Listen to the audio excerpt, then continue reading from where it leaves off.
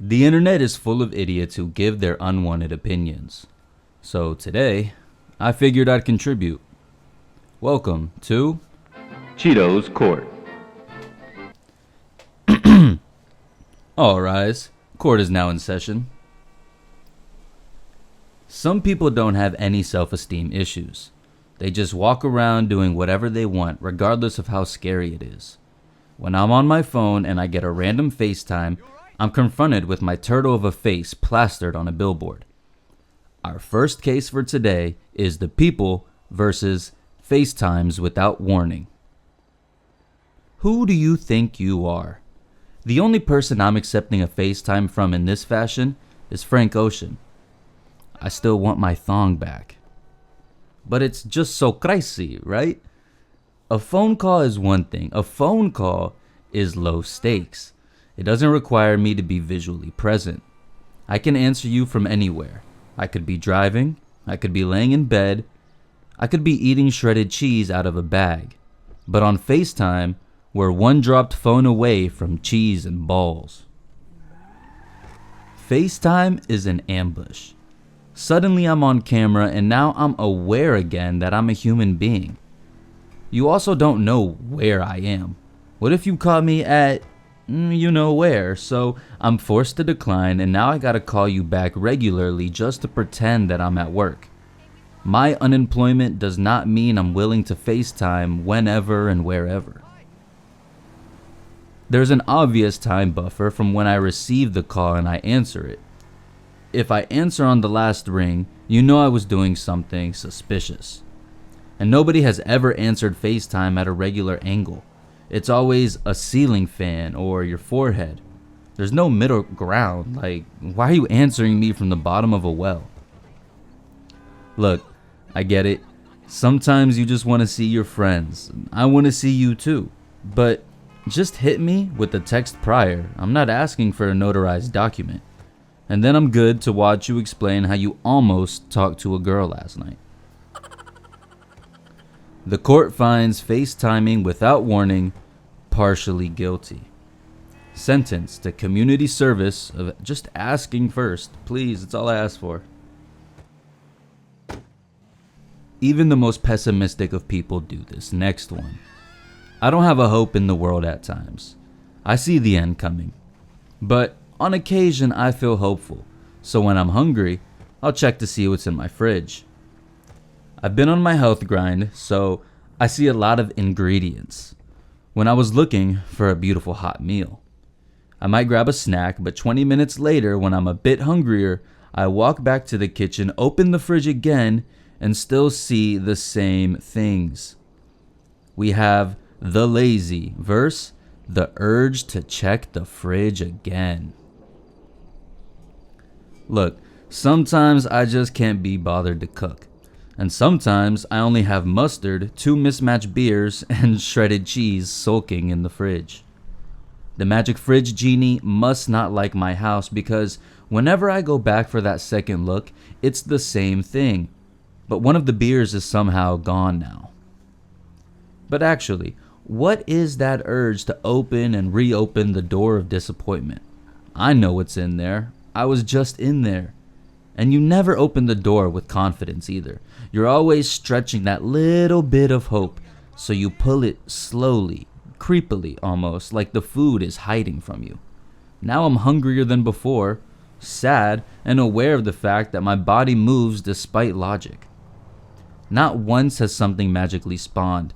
I'm 0 for 217. I've spun the block more times than Sisyphus.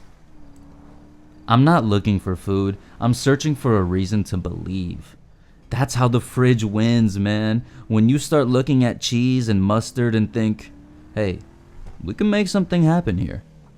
That's when you hit rock bottom. Negotiating with ingredients. But one day, I'll return to that fridge and I'll reopen it to the most glorious, hot, and free meal I've ever had. Yeah, money's gonna fall out the sky, too. The defendant is found guilty of false hope. The sentence must pay hella for DoorDash, and the court recommends grocery shopping every once in a while.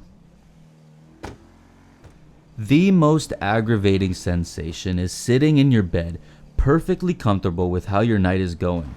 You got a TV show on, maybe some munchies, and not a plan in sight.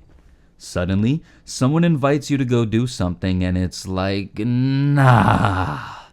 I'm in for the night, and nobody can convince me otherwise. Fast forward 2 hours, and you see your friend's post, and immediately it looks like the most fun they've ever had. We have the person who decided to stay in versus FOMO. I go out. The whole time I just want to be home in bed. I choose to stay home, and my friends see Kylie Jenner and Kodak Black handing out money at the club. But it only happens when you're perfectly comfortable at home. You had a nice night, you relaxed, you enjoyed yourself, then all of a sudden, oh, I'm depressed. Thanks for ruining my night, even though I'm the one who decided not to go. To be honest, I used to let FOMO ruin my life, completely run it. I'd say yes to everything so I wouldn't miss the fun palooza. This just leads to reptile birthdays and bachelorette brunches. Both are good for mimosas. But sometimes if you say no, that's okay too. Just don't check your friend's socials for a couple days. The court finds FOMO somewhat guilty, as it ruins nights in, but encourages nights out. One of the dumbest times of the year. Football season is starting, and every sport lover gets to pretend that they're the general manager of a team. You've done the research, you've paid your buy-in, and you've drafted the worst team imaginable. We have the sport guys versus fantasy football. Not only does fantasy football take up an unnecessary amount of time, it gets your feelings involved in players that aren't even on your favorite team. And now I'm angry because one of my players punched a coach again and I need a replacement, and I'm already 1-3. But that's what this does to you. I'm caring about someone who I didn't know existed 12 hours ago. Oh man, I need Trey Stewart to step up. Man, who the fuck is Trey Stewart?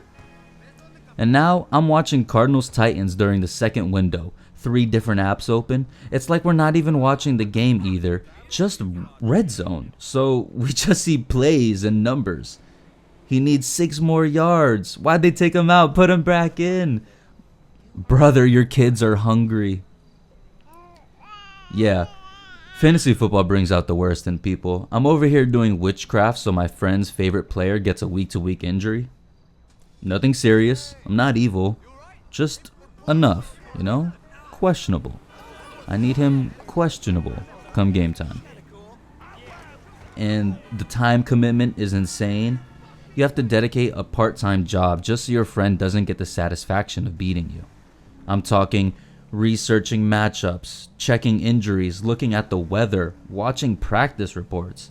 At this point, we're practically employed by the NFL.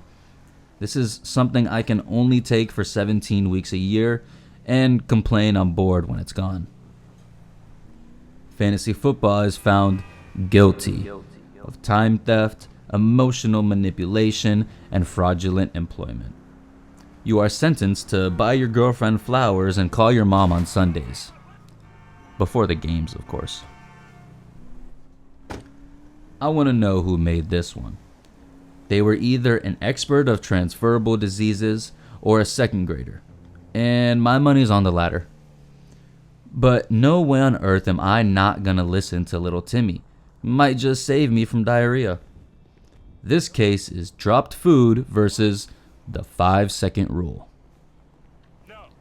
So, does the 5-second rule make bacteria really slow or really fast? In bacteria time, is 5 seconds more like boarding an airplane or opening a floodgate?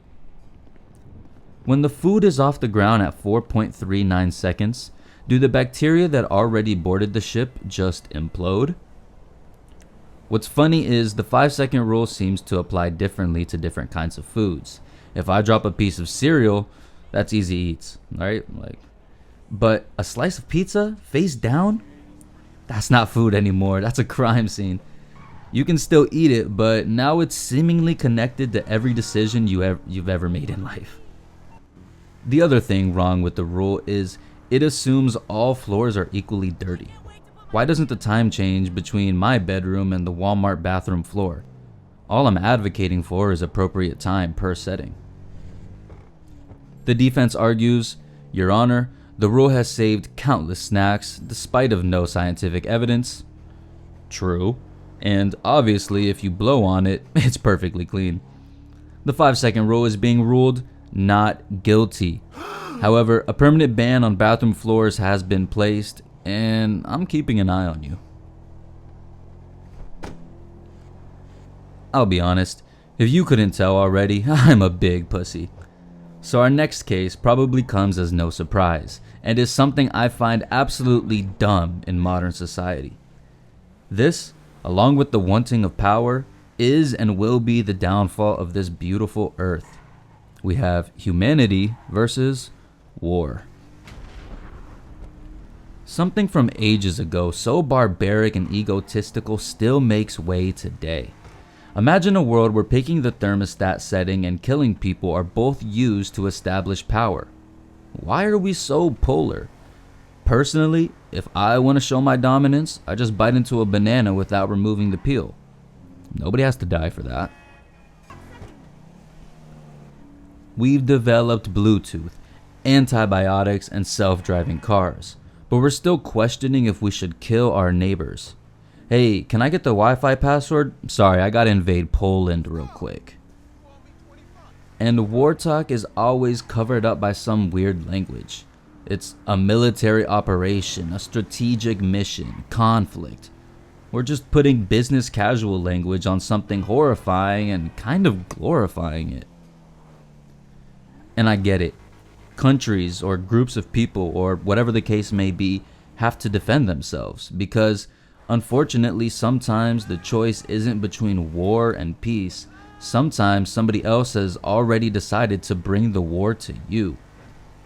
Have we tried talking? Have we tried meditation?